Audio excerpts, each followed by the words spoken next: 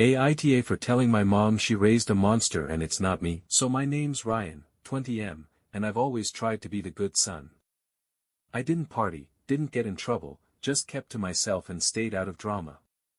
Meanwhile, my older brother Jason, 24M, did whatever he wanted, skipped school, wrecked our dad's car, even got caught stealing once. But somehow, our mom Linda, 49F, always defended him. No matter what he did, she'd either make excuses or blame me. She'd even say stuff like, maybe if you weren't always so perfect, he wouldn't act out, like being responsible was a bad thing or something. Anyway, last week Jason got arrested again, bar fight, broke some guy's nose. Then Linda called me crying, begging me to lie to the cops and say he was with me that night. And that's when I snapped. I told her straight up, you raised a monster, and it's not me. Now the whole family's mad at me, saying I broke her heart and that she was just trying to protect her son, but I'm her son too. So now I'm stuck wondering. AITA, after I told my mom Linda, 49F, that she raised a monster and it wasn't me, she just went silent for a few seconds and then hung up, and I figured maybe she needed time to cool off or process it, but nope, within the hour, I started getting texts from my Aunt Clara, 47F, my cousin Josh, 19M, even my grandma Evelyn, 72F, all saying I should apologize because Linda's been crying non-stop and I apparently shattered her heart, like I'm the one who got arrested again, not Jason, 24M, like. I'm the one out there throwing punches in bars and dragging the family name through the mud, and what really hit me was when my dad Mark, 52M, called and didn't even ask what happened, he just went, why would you say something so cruel to your mother, like I just burned the house down, and I told him the same thing I told her, word for word, and he just let out this disappointed sigh and said, you've changed, and I wanted to scream. Because yeah, I did change, I stopped letting them treat me like a doormat, I stopped pretending everything was fine while they ignored all the crap Jason kept doing, and now I'm suddenly the villain for standing up for myself. So maybe I was harsh, maybe it hurt her, but I've been swallowing this for years while they looked the other way, and now I'm the one being judged. Seriously. AITA, a few days later, Jason, 24M, finally texted me, and it wasn't even to say sorry or explain anything, he just sent, thanks a lot bro, mom won't even talk to me now, like I'm the one who ruined everything, and that message made my blood boil because for once I stood up for myself and suddenly I'm the bad guy, so I replied and said, if you want to be treated like an adult, maybe stop acting like a child, and he shot back with, you think you're better than me just because you never got caught. Which was just pathetic, and it's always been like that, he messes up, then plays the victim, and somehow everyone buys it, because next thing I know, Aunt Clara, 47F, calls me and says I shouldn't have said what I said to Linda, 49F, that I embarrassed her and caused a rift in the family, and I'm just sitting there thinking how messed up it is that the guy who literally asked me to lie to the police is still being defended while I'm getting scolded for telling the truth, and it gets worse. Clara tells me she's uninviting me from her son Josh's, 19M, birthday party because she doesn't want drama, like I'm the one throwing fists and getting arrested, and honestly at this point I'm done, I didn't ask to be dragged into Jason's mess, I didn't start this, all I did was finally say out loud what no one else had the guts to say, and for that, I'm suddenly the black sheep. Really? Am I actually the one in the wrong here? After getting uninvited from Josh's, 19M, birthday, I realized something that honestly broke me a little. I don't think anyone in my family actually sees me as a person, just a placeholder, the quiet one, the easy one, the guy who never causes trouble, and the moment I stepped out of that role, everything collapsed, and you know what really got to me? Not one person asked how I felt, not even my dad Mark, 52M, who used to tell me I was the stable one, now he just stays silent or tells me to keep the peace, like my entire value is based on how easy I make everyone's life, and I'm sitting here thinking, maybe I'm not angry at Jason, 24M, maybe I'm angry at myself for letting it get this far, for staying quiet for so long just to protect people who clearly wouldn't do the same for me, and the worst part. Linda, 49F, still hasn't called, hasn't texted, nothing, just silence, like I don't exist unless I'm useful, and honestly, I'm tired of walking on eggshells, tired of pretending like I'm fine, tired of being the emotional trash can for a family that only sees me when there's a fire to put out, and now I'm seriously considering cutting contact, not out of spite, but out of survival. Because if this is what family feels like, maybe I'm better off on my own. A week goes by, full silence from Linda, 49F, and honestly, I start thinking that maybe she really cut me off, and weirdly, I'm okay with it, like yeah it hurts, but at least I finally see things clearly, and I was actually starting to feel some peace, until I got a message from an unknown number that just said, "We need to talk," and when I opened it, it was her, my mom, Linda. And for a second my chest tightened because I didn't know if she was gonna apologize, scream at me, or pretend like nothing happened, but I agreed to meet her anyway, part of me still hoping for some kind of closure. So we met at this little diner we used to go to when I was a kid, and the second I saw her, she looked tired, not angry, not bitter, just drained, like the weight of everything had finally hit her too, and we sat down, and she didn't even say hi, she just went, "I don't know how we got here," and I said, "We got here because you kept protecting Jason, 24M, while throwing me under the bus," and for once, she didn't deny it, she didn't argue, she just looked down and whispered, "I was scared.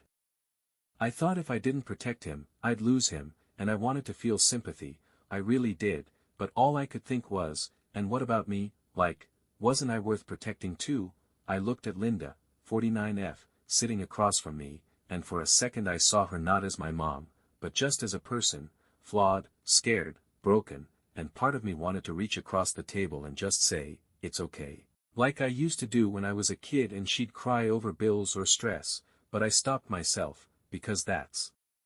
exactly the cycle I'm trying to break, and I asked her, "Did you ever stop to think how it felt to be the kid who never got defended?" And she just sat there, staring at her coffee like it had answers, and finally she said, "I didn't know how to deal with two sons who were so different. Jason, 24M, needed saving, you didn't," and that stung, not because it wasn't true, but because that was the problem. I didn't need saving, so she let me drown quietly, and I told her, needing help and asking for it are not the same thing, and then I said something I never thought I'd say. I said, "If you're willing to be honest with me from now on, really honest, then maybe we can fix something, but if you're just here to make yourself feel better, then I can't do this," and she looked up at me, teary-eyed, and said, "I want to try," and for the first time in a long time,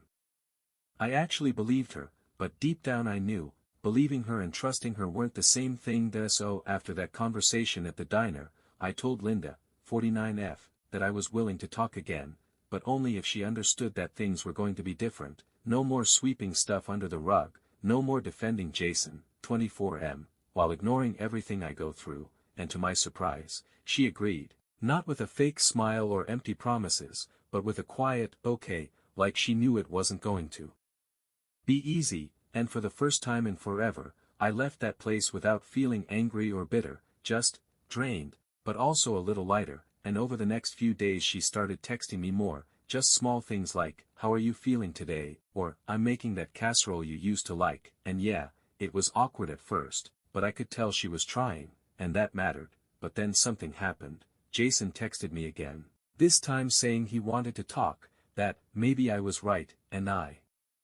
didn't know what to do with that, because part of me wanted to hear him out, but the other part knew he only ever shows up when things get bad for him, not because he wants to make things right. And I talked to my dad Mark, 52M, about it, expecting him to say something useless like, "Be the bigger person," but instead he said, "You don't owe him anything," and hearing that from him, it kind of stunned me, like maybe I wasn't the only one finally waking up.